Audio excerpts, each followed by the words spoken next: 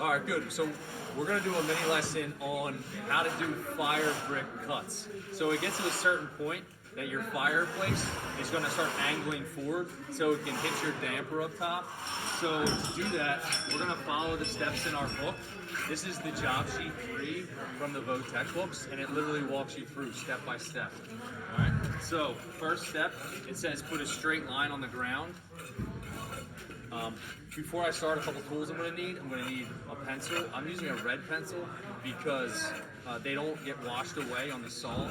You're going to use a wet saw. We're actually using a nice dry saw, an IQ saw, so it doesn't matter, but I use a red pencil. We got a bevel square. We got a 4-foot level. Also, we have a speed square. We're going to need that. That's really important, okay? So, first step is basically you mark a line on the ground, and what this line is going to represent is the height of the firebox in the face. So I put the line on the ground, then I mark one point here. That's my 0. That's my firebox forward. And I'm going to mark the top at 38 inches. Your overall height is 38 inches? The overall height of your firebox is at 38 inches? Good. And it depends. Everyone's firebox might be a different height. This one, in this case, is 38 inches. So we're going to mark 38 inches. Oh, another tool we're going to need is a stick rule. We'll open this up all the way. Go. Swing it down. I'm going to put 0 down here.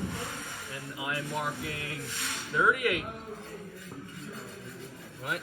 So 0, 38. What's the next step? We want to measure up 14 1/4 and put another mark. And the reason that you do 14 1/4 is because that's the height that you're at the third course is 14 1/4.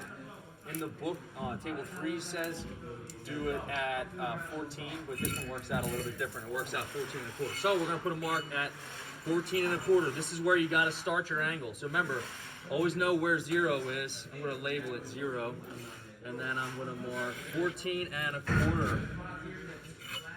Just a little mark right there. And then the next step, I'm going to turn the page. It says to put a square at that 14 1/4 mark. And we're going to do a square perpendicular line off our straight line. And we're going to do it so it's 4.5 inches out. That 4.5 inches is going to represent that extra 4.5 that you add when you put the damper on, for those that are doing this traditional fireplace layout. So we're going to go 4.5 over. And you know what I'm going to do first? I'm going to do my square line over first. Because I wanted to do 4.5, but I didn't know where to mark 4.5 because I didn't have a line there. So what I'm going to do is, I could even mark it on the speed square, but since the speed square is up in the air a little bit, I like to just be more accurate and lay this thing nice and flat. So I'm going to go 4.5, put a mark. All right, there's my mark at 4.5. And now, I don't even need the book because at this point, because I know what we're doing. But the last step of this is to connect the dots to the top, to the 38 from the 4.5. And what that's representing that back wall, the back wall. And then what's going to be left over is going to be the angle here. So I'm going to connect the dots. I'm going to put that there. Put that there. I'm going to connect these dots. And that gives us the angle for the back of the fireplace. And what we're going to do is we're going to check it, or we're going to use this bevel square to then get that angle, and then we're going to use this bevel square in this angle.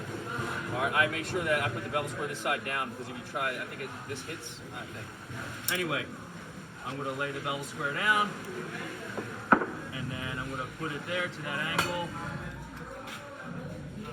I am going to hold that tight, and that is my angle for the back of my firebox wall. Right? So now, once I have the angle, the question is, how do you use the angle? So I'm going to hold that tight, and what you do is you leave this here, maybe make it darker, and then you want to reference this. This is probably not in a great spot because you'll be walking on it, maybe put it to the side, but if you need to, I always double check before I make cuts to make sure my angle is still good, so it works out right. So now what I'm going to do is I'm going to grab a brick. This is a half. I will use this half, okay? Make sure I orient this brick properly. We're gonna mark the angle on this. Here's where it's gonna go. And the way to find out what it is, the first thing we're gonna do is we're gonna use my 2-foot level here. And I'm gonna run it along the back of this wall,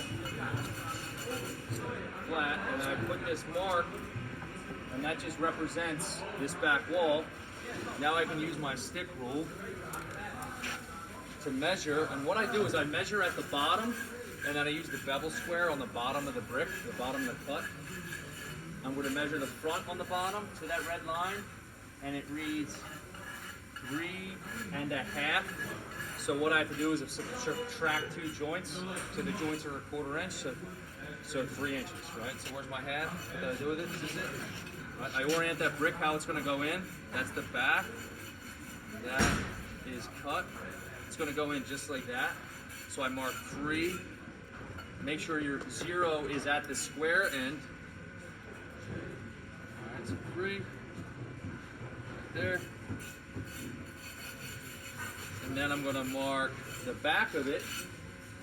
The key is to always make sure you keep the brick oriented how it goes in, and that is 2 3/4 minus 2 1/4 inch joints.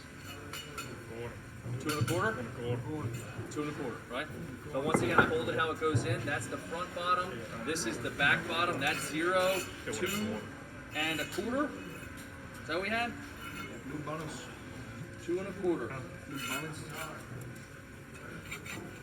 Right. And now the goal is we're going to transfer these marks around. You get confused sometimes with the orientation of the brick. So basically that goes like that. Now the angle is going to go on like this. So now I just take that, put this flat on the bottom, and I run that mark up. So I have myself that mark on the front.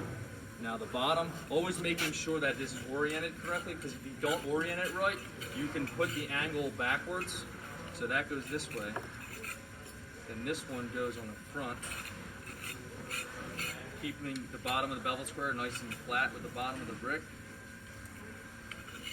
Now that gives me my other angle on the back. Then I connect the dots here.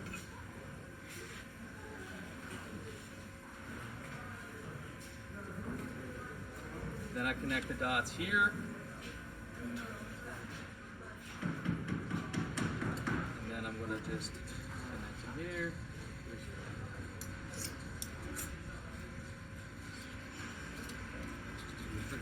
Good. So I connected all the dots everywhere. So basically, that's the front, the top, the back, the bottom. And what that is a compound miter cut. This has 2 angles you got to cut at the same time. All right, so all these angles you've been cutting so far have been single angles. This one's going to be 2 at once. So it's going to be a little bit more difficult, especially on the saw. We're going to have to hold it to the angle. These are a little bit more challenging. And make sure that you just cut it so we don't cut all the line off. All right, so now I'm going to try to give this a cut and then put it back in. When I cut this, I'm going to cut it and try to leave the line on for you guys so you can see to make sure that it's correct. Because what happens is when you cut the line off, you don't know whether it's correct. Cut in the line in half. Yeah. So definitely a little difficult. So I'm going to go give this a cut. All right. I'll be right back. You got the musk? Can I see the ear musk, please?